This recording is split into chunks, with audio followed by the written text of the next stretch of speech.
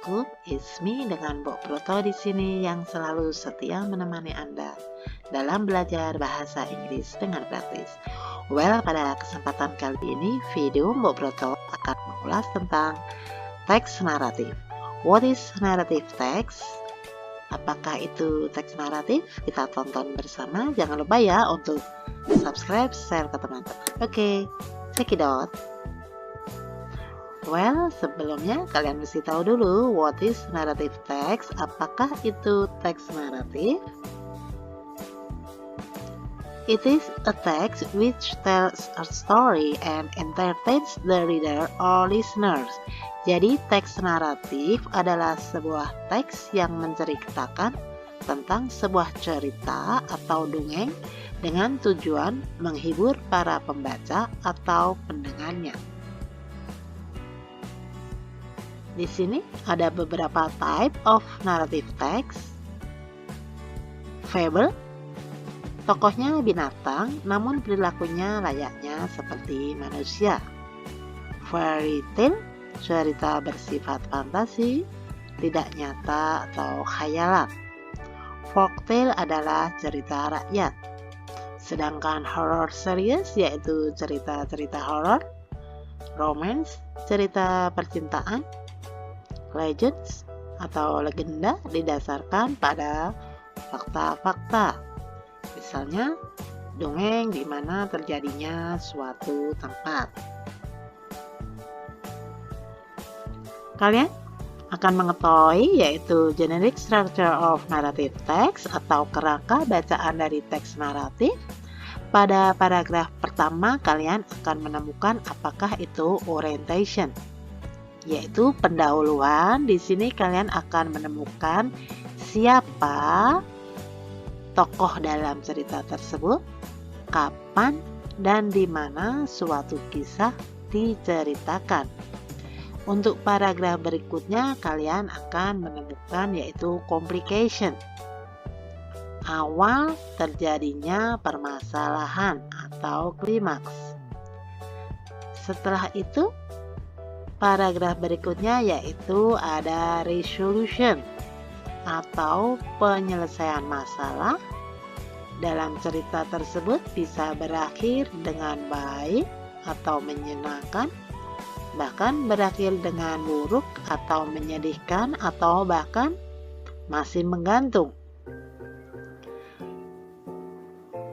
Pada terakhir yaitu reorientation ini adalah optional, kadang dicantumkan pada cerita dan boleh juga tidak dicantumkan.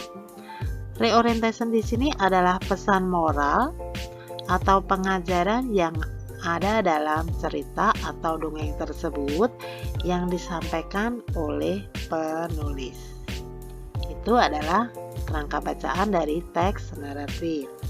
Selanjutnya, ciri-ciri teks naratif, the characteristic of narrative text. Pertama yaitu menceritakan kisah masa lalu. Kedua, menggunakan noun, kata benda, untuk menggantikan kata hewan, orang, atau benda dalam cerita atau dongeng tersebut. Di sini menggunakan past tense atau waktu lampau. Untuk selanjutnya, menggunakan keterangan waktu, adverb of time, contohnya when, suddenly.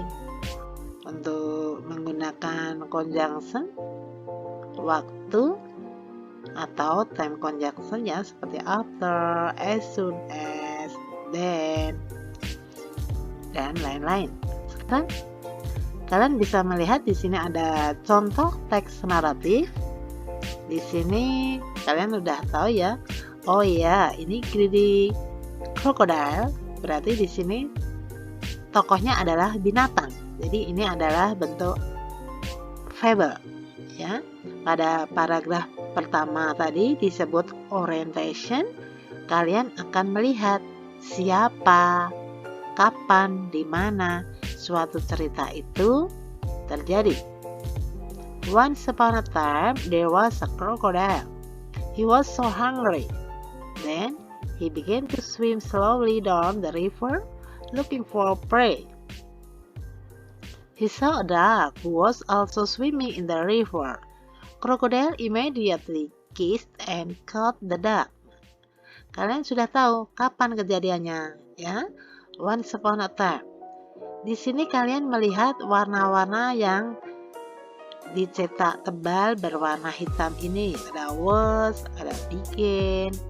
Ini adalah kata kerja lampau yang digunakan pada cerita ini. Jadi jangan lupa kalian menggunakan kata kerja dalam waktu lampau ya, atau past tense. Sekarang kalian bisa lihat di sini adalah contoh dari teks naratif dengan judul A Greedy Crocodile. Di sini kalian akan tahu bahwa pada paragraf pertama ini yang disebut dengan orientation. Kalian akan menemukan siapa, kapan, dan di mana suatu cerita atau dongeng tersebut terjadi. Once upon a time, there was a crocodile. He was so hungry. Then he began to swim slowly down the river, looking for prey. He saw a duck who was also swimming in the river.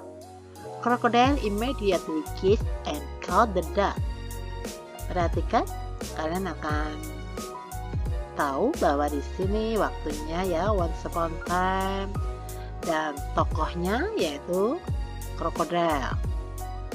Tempatnya di mana? Yaitu kejadiannya ada di river. Ini adalah pembukaan dari cerita yang disebut dengan orientation.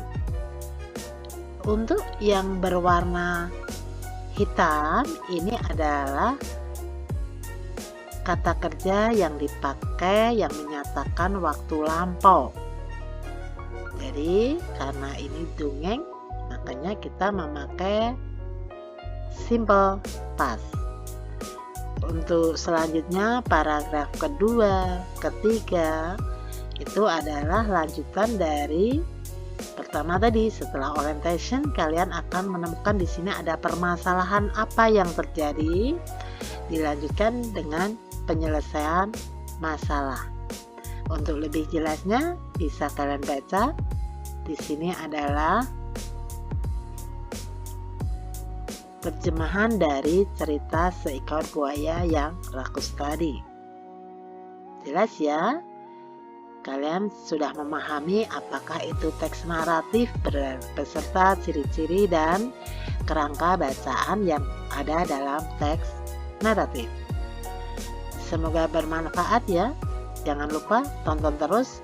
Untuk video selanjutnya akan Miss Win bahas atau Mbok Broto bahas lebih jelas lagi apa itu contoh-contoh dari teks naratif.